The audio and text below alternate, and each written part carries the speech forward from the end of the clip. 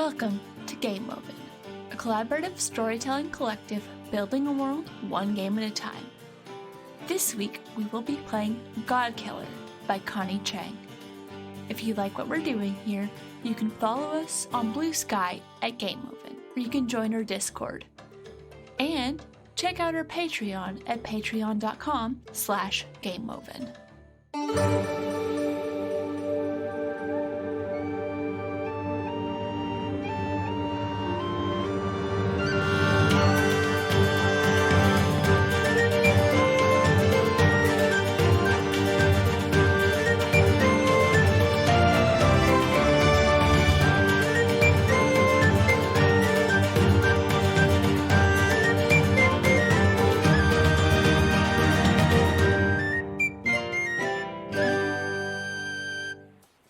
Previously on Game Oven, we witnessed the ascension of Wylo, the devout, who slew their god Diontor, a creator god, to become the god of industry with the help of a local thief named Latheris, who they quickly became very close with.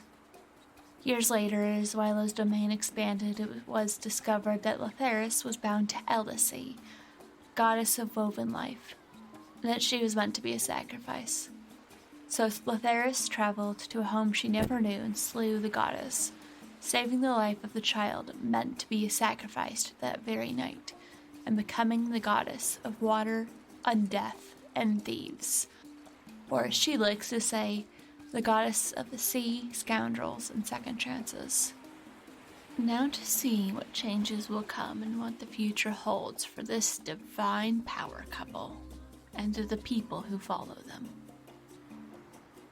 So, what do you do now? After Latheris has ascended and she comes back up to the top of the pyramid, because she has a couple of things she needs to get done quickly. First off, she needs to deal with the priests at the top of the tower.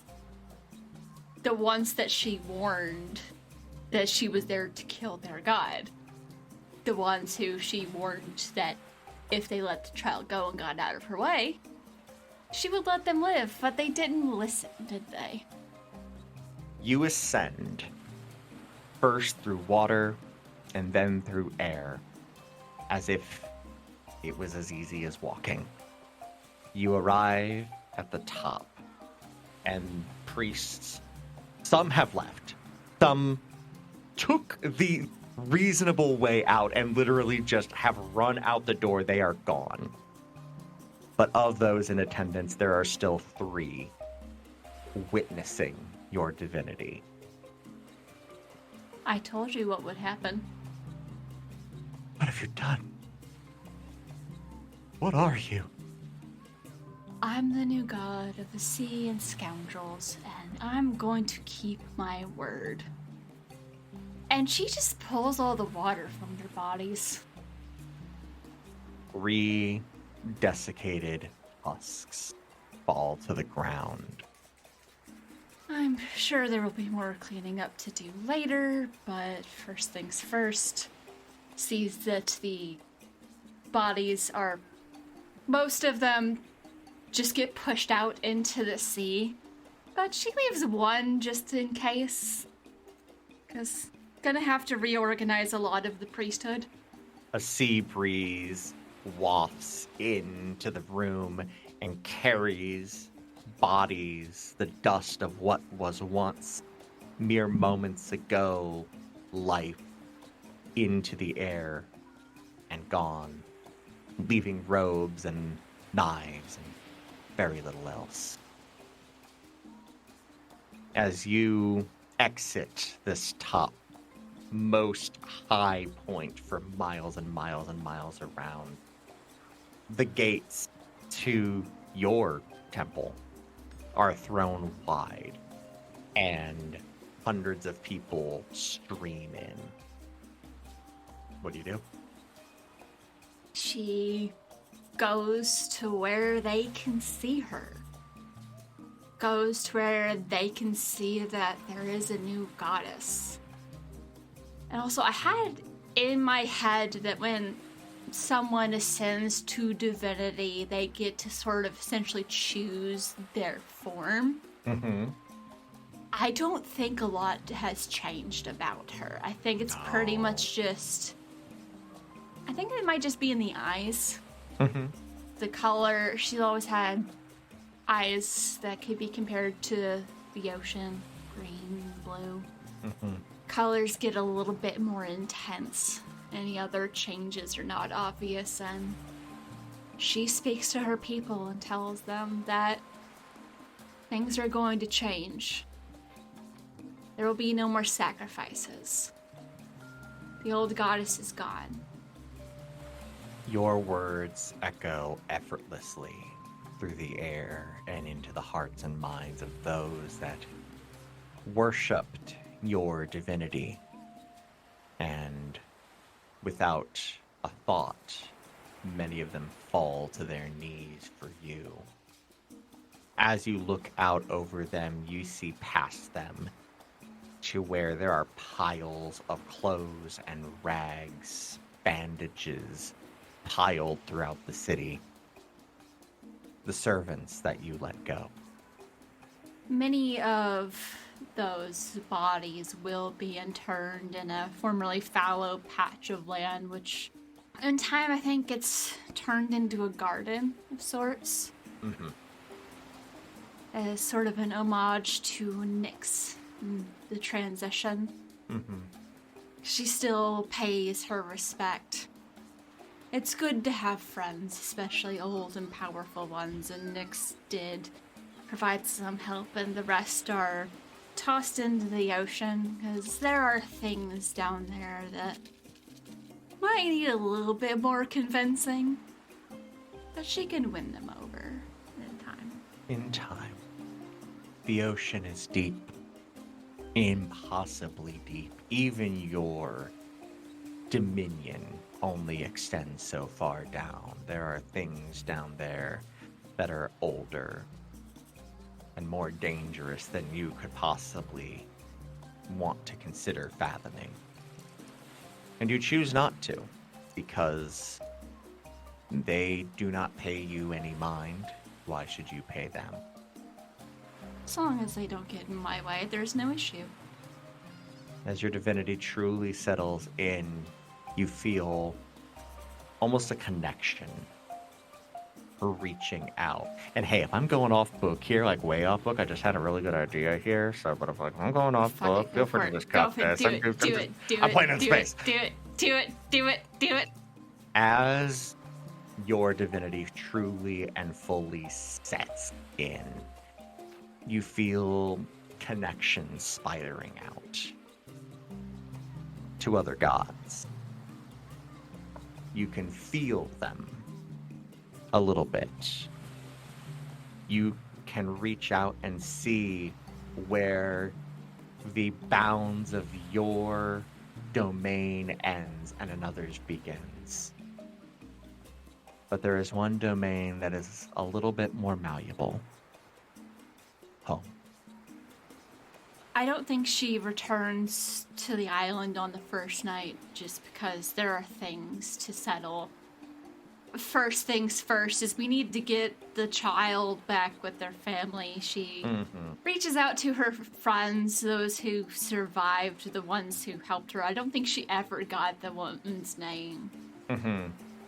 But she asks them to see about getting the child back with their family, because I think she still has the connection to that child. Yeah.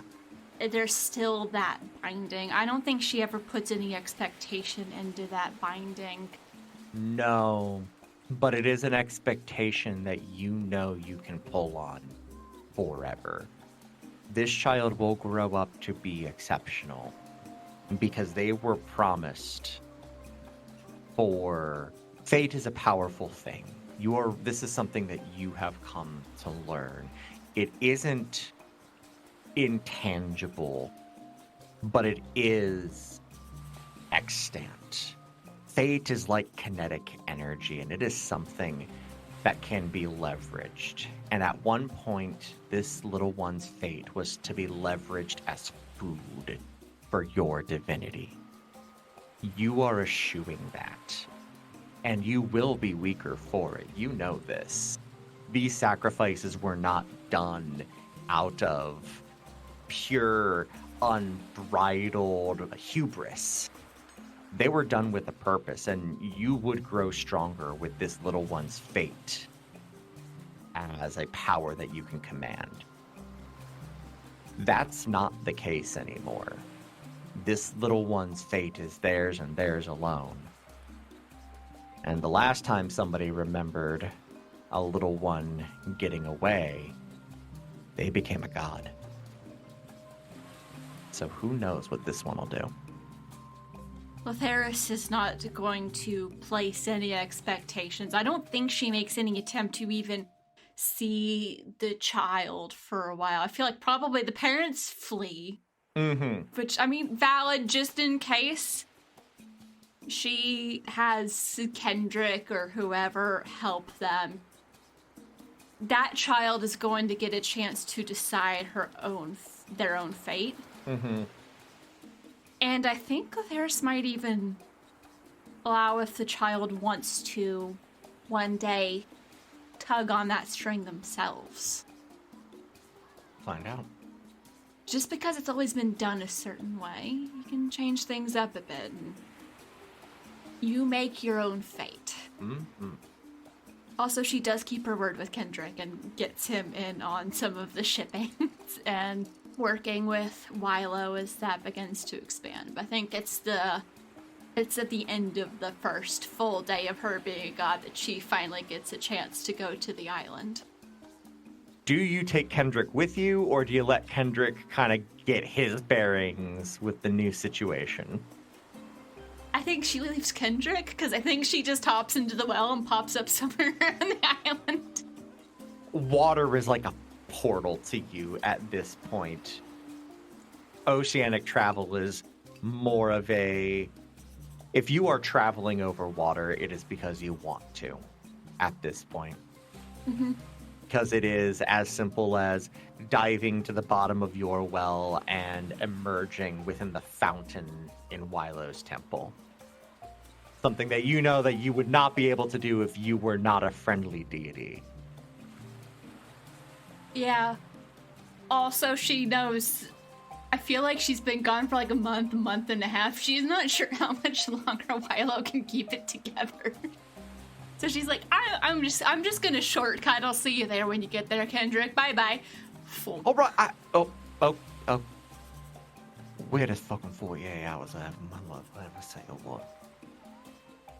You emerge in the fountain in Wylo's temple, and you were expecting to find the place in disarray, but it is quiet. And you see Wylo sitting in their throne.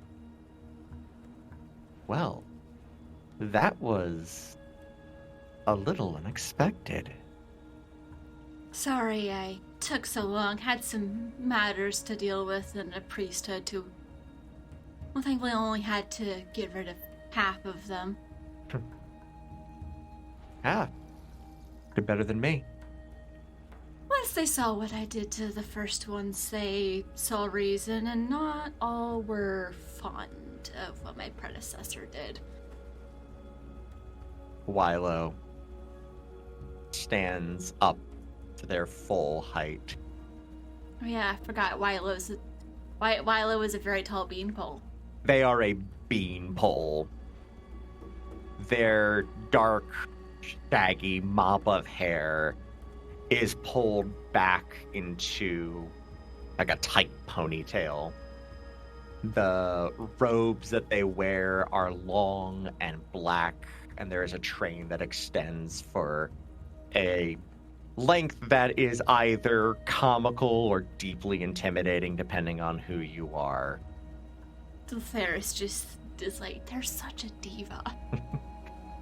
And they walk down the stairs and extend a hand. And she does just as she did that day back in the forest, and she takes it. And unlike that day, they pull Lutheris in and kiss them deeply and step back and just admire Lutheris's divinity. I believe at this point, my darling, we might actually be unstoppable. If anything can stop us, well, I'm not sure what it would be. Me either. I'd say it was quite an educational experience. I bet. Wine? Tell me about it. Would love some. And they snap their fingers, and a bottle appears, 2 glasses. Pour. Talk. And she tells Milo everything. The entire story. She did get the dagger back. Mm-hmm. Eventually. Good. Yeah, she wasn't just gonna leave that, and I also feel... Because I wanted her to be able to give Milo something similar, so maybe at some point in the fight, part of the spear broke off. So she took that and maybe a piece of bone or driftwood and fashioned it into like a little stiletto dagger. They match. Cute. It's symbolic and dangerous. Pulls the spear out of nowhere. I couldn't exactly just hand this over. No, I suppose not. I don't know if it'll let me. We'll secure it. No, I'm not worried about it being stolen or lost. Makes it vanish. So what all have you been planning while I was gone? Well, we'd always talked about expanding west. Decided to commission a couple of the 13 to start some investigations out that way. These things take time, but I suppose with certain advantages, maybe some of that time can be expedited. I'm certain it can. And I think even though she didn't keep the spies, she still remembers a lot of what she saw when she was looking through their eyes. Mm-hmm. So, yes, that's not as much as if she had kept them forever, but that's still information. And it is information. And you know that this is also an ability that you have now. You can make more of these. Whether you choose to or not is, of course, up to you. I think she finds a better way to do it. Just finds a different approach to using the power, that maybe it's more of like a fountain of youth situation. Be nice. There's lots of options, and she's got Milo and whatever the rest of the 13 they've been able to get ascended into godhood. Mm-hmm. Oh, Milo does not want the 13 ascending. The 13 are working for Milo. And I think, particularly after the events of the first time round, Milo wants to keep a certain level of authority over those working for them. That makes sense. I do think Lutheris has to remind them sometimes about the importance of taking care of people. Because people are useful. That's true. I will also remind you that what Lutheris gave up was any inhibition. Oh, that's for herself. That's fair. That's for herself. That's fair. She's still a thief. You can't steal from people if they're all dead. I mean, okay, fair. Okay, actually, no, I take that back. Grave robbing exists. Yeah, but that's boring. Eh. There's no challenge in that. Rob better graves. There's dragons guarding one. It's annoying. Fair enough. Fair enough. Anything else? Aside from Lutheris does get help from the people who were less afraid to stand against Alice to kind of change how things run in the town. Mm-hmm. And she does genuinely try to be a better goddess than Alice was. Low bar to jump. Yeah, not really. No. Mm-hmm. And she has Royce help some, but after that, it's just he can do whatever he wants. Mm-hmm. And she does spend a lot of time with him, too. Sure. Just getting to know the stories of the parents she never got to meet. Royce is frequently bewildered by the situation, but is happy to get to know his needs. It's not every day you meet your niece and then 12 hours later she's a goddess. Right? It's a weird time. She probably gives him about a month to get used to that before introducing Wylo, and makes Wylo dress more like a normal person. They don't like it, but they do it anyways. It's just for her uncle. It's just for my uncle, darling. Fine. He's having enough of a time with me. I don't know if he can handle you. More people should learn to handle resplendence, but fine. Fine. We just apparently gotta ease him into it. Milo basically wears a business suit to that one. Business robes. Of course. Of course. I also had the thought of the reason beforehand Lotharis kind of tried to keep her Wylo's relationship on the down low is because she didn't want to pose a sort of weakness for them. But now she's a goddess, she doesn't care. No. There is no subtlety. No. It is on main. On main, absolutely. Doesn't hide the stomach either. Mm-hmm. Just, nope, if you have a problem, you can take it up with my partner. Mm-hmm. They're figuring out guns. Did we set up for Magitech Empire? I think we did. I mean, look, we opened the door. If someone wants to walk on through, that's their business. Oh, they absolutely will. I want to. Mm-hmm. I guess moving on to more general, because this is happening pretty far way away from the established mainland. Sure. This is happening far away from Zalo and the Undying Empire. It's probably like a continent over. But I'm curious, for the mortal side, aside from the 13, obviously, what do you think worship of Wylo looks like? And how do people pray to Wylo? You know, I think Wylo tries to make it as easy as possible for people to worship them.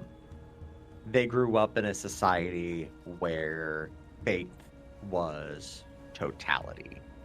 And while they recognize that there are strengths in that, the weakness is that you really dilute down who is able to properly give alms. And that is something that they, especially after their ascendancy, saw as a weakness. I think every time, especially when they are dealing with a business that Wylo and the faith are involved with, that is considered a prayer. Anytime that a follower exchanges in really any kind of commerce, that is in and of itself its own form of worship. Wylo wants to be perceived as a deity that allows for the flow of, what makes life good. And not money, but the actual exchange. So whether this is barter, whether it is trade, people who end up really becoming devoted to Wilo. These are craftspeople who are making some of the best goods in their area, and they want to make sure they are getting a good price. These are merchants who are trying to not just turn a quick coin, but are trying to create a really good system for exchanging goods, like logistics. Like, it's the nerdy part of commerce that we don't think about, but it is also that human element as well. Worship takes many forms, but at the end of the day, it all comes back to that central thesis of making people's lives better through this very specific type of thing. Yeah. I like that because it also means people could be worshiping Wilo everywhere, even people that haven't heard of them. Absolutely. Potentially. Anywhere that a business that Wilo is involved with may as well be a temple. They are insidious. They are everywhere. How annoyed do you think they are that there's probably a place far away where they can feel people are worshiping, but they can't figure anything out about that place? I think it would oscillate from year to year of being a fun mystery and deeply and incredibly frustrating. Wilo has expeditionary forces specifically to try and ferret out, like, these are people who are doing the things that they need to do to worship me. Why aren't they? Where are they? Let's bring them into the fold. Whether or not that happens or not is another story entirely. Because one part of Wilo's story that I kind of wanted to touch back on was Kafasa, the guard who was supposed to keep the Scion safe. Listeners, when I originally pitched this, I fully expected this to be the birthplace of the Undying Empire, and that is not what we ended up with. Oh. Not exactly. Oh. At least not the one that we've seen.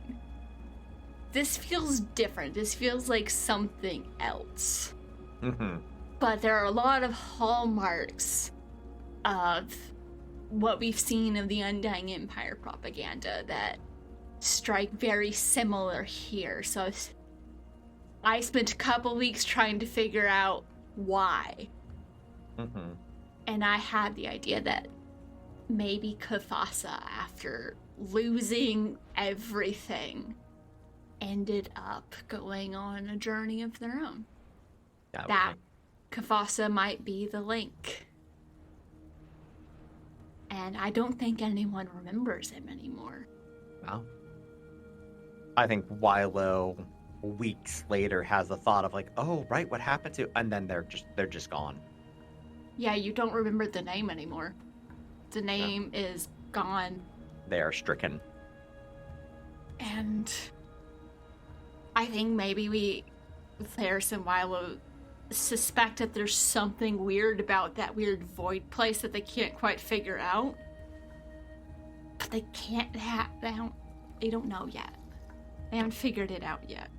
Because for Latheris, the way people worship her, I think she also makes it easy, but she's also just been more free-spirited than Wilo was, and still is. Yeah. I do find it funny that domain-wise, Wilo is like a lot more regimented and controlled than Latheris is. Mm-hmm. But in their relationship, Latheris is the one that keeps Wilo steady. And we've also created a situation where Wilo may one day be the voice of reason. And that's terrifying. I mean, look, here's the thing. They keep each other in check until the moment they don't. Yeah. And the moment they don't, you better run. Better run. I'm gonna be bad. I do like the thought of one of the ways people can pray to Latheris is whispering a wish into a well. Ooh, that's fun. You left it wide open for that. Yeah. Yeah. And I think she's also really popular with thieves. Oh, yeah. Absolutely. Especially pirates. Especially pirates. Especially yes, pirates. Absolutely. Absolutely pirates. Well, pirates and merchants, I feel like, especially if like that relationship between Lotheris and Wylo is known, like those are two names you keep on your lips at every good and bad moment, because if one is not helping you, the other is. Like that goes for, like, I mean, any seafarer. But if you piss one of them off, buddy, you're... Yeah, no, like, do not Good job. give somebody a raw deal while you are on the sea, because if Wylo finds out, Lotheris will find out, and there may be a discussion. Their bartering may happen. I don't know if it'd be less of more of a discussion of who gets them. It's more of a who gets to do what and which ones do we let live. Mm-hmm. It's a, is this bad enough? Yeah, probably. Okay. Bye-bye. So, are we breaking out the Leviathan, or do we want to stick some of the little sea monsters on him? Because some of the little ones are kind of getting hungry. The little ones are fun. Little ones are fun. Yeah.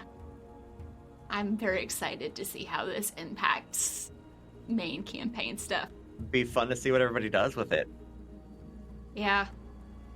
Because, like, I'm just going to go ahead and establish this in canon. I think the connection, the bond to the child passes down in their family. Could be. I think one day it might enter a certain family line. That'll be something. A continent away. Royal line. That's something. Dear listeners, yes, I am saying Irene. Come on, Irene. My poor character that just got absolutely fucked over in Kingdom. Well, I would say roll of dice. It doesn't involve dice rolls, but same gist. Didn't have a good time. I wonder if that boon, that blessing, that connection is also in her bloodline. This game's so fun. It's so good. I was like, there were two ways that could go wrong, which is Lotheris dies and Wylo goes off the absolute deep end, and it's terrible. Yep. Which would have happened. Oh, yeah. So the thing that I had in mind for if I got a curse off of it was that we weren't able to get to each other for some reason, and then just like, oh, heaven help anyone standing between them. And it's funny because this is arguably the second worst outcome, because now Lotheris has no inhibition. Yeah, Wylo's impulse control just lost her impulse control. Have fun! Uh-huh. I'm certain this will have no repercussions in the future. Before we fully sign off, remind people where we can find your stuff and how we can support your stuff, because you were awesome. This was fun. You did great. Well, thank you. Yeah, no, this was a blast and a half. You can find me on Another Path as the DM, so if you liked what I did here tonight, you can hear me do a whole hell of a lot more of it. We've been going for, I think we're 6 years, going to be going on 7 here pretty soon. We have a long-running a campaign that is fully done if you want to dive in and binge, or if you just want to hop in with what's going on when this comes out. We do try and do a catch-up episode every so often. You can find me in places at TQ Loudly, and if you want to know where to dive on in whenever you're listening to this, just shoot me a message and I will on there. Just give me an @ and I will respond to it. I will probably see it. And I can just tell you what our latest catch-up episode is. As of recording, it is Heading Home and Heading Out. You can also find me as a player if you preferred me better on the other side of the table. You can catch me as a player on Imprinted Echoes, which is a cipher system actual play in the world of Numenera, which is all Monte Cook stuff, which is absolutely phenomenal. Definitely check that out if you haven't. And you can also find me throughout the other various Ghostlace Media podcast network shows. I've been on most of them in some form or another. But yeah, come check us out if you like the theater element that I do kind of just drag with me wherever I end up going. I think you're going to enjoy what's going on over there. Having binged the most recent campaign of Another Path, highly recommend. Thank you so much for joining us. This was wonderful, and we'll see you next time with whatever we are doing after the God Potluck. We haven't decided yet at the time of this recording. Bye. I suggest Tavern Quest. I don't know what that means. Figure it out later. Bye.